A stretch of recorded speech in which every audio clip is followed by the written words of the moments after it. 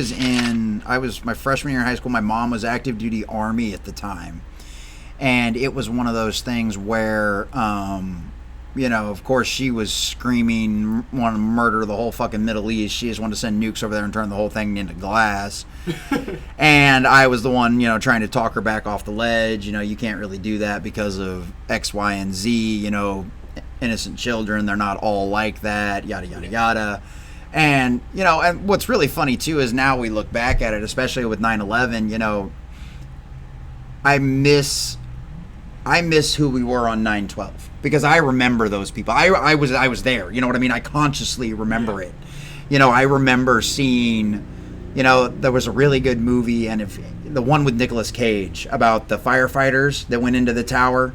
There's a really good scene, and it was from this little kid at the end of the movie, and this cop picks the kid up, and it's this black cop, but everybody's covered in ash. And picks up this little kid, and the little kid goes, the cop asks the kid, he goes, well, where's your mommy and daddy? What's your mommy look like? And he looks around, and everybody's covered in ash. And he goes, I can't tell. They all look the same. And I love that fucking scene. Because that's really who we were the day after. Yep. For, I would say, a good 3 weeks, there was no arguing, there was no bickering. It was, everybody got along, all the bullshit stopped mattering. Well, that's my belief. Like, that, it's sad. And we have to figure out a way to get back there. Yeah, it's the sad thing is, those are the only times we're ever American. And that's what's really sad. And it didn't used to be like that. Guess what?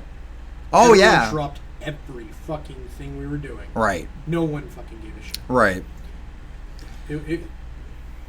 It's just... It takes a... Oh, what? Sorry. Oh, go ahead.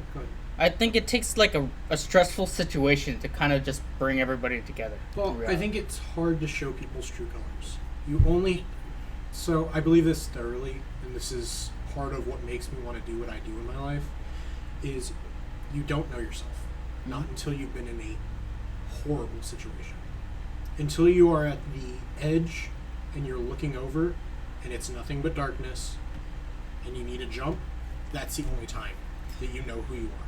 But I genuinely think that the only way to grow is to find the hardest situation and run at it head first.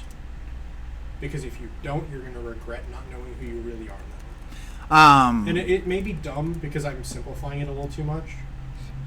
But maybe in reality it's just when you're faced with something, force yourself to be better. You know what I mean? Mm-hmm. I don't know. I don't know if I've ever been in a situation that was like that, but I know now as a person that I just... Well, and the beauty is you and me will never face things the same way. And you will react to different situations differently, and they'll cause you to grow differently. Mm-hmm. And, I mean, I think that's one of the best things about humans in general, though, is because me and Jesse's, our life experiences will never be the same. Even though we probably have some oddly similar ones,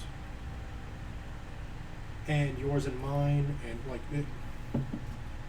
the diversity is what makes where we are great. You know what I mean? Mm-hmm. Because... where Josh owning the business causes him to grow and doing things with his friends and different things like that. It's an interesting topic. Right? Yeah. Thank you very much. Of course, buddy.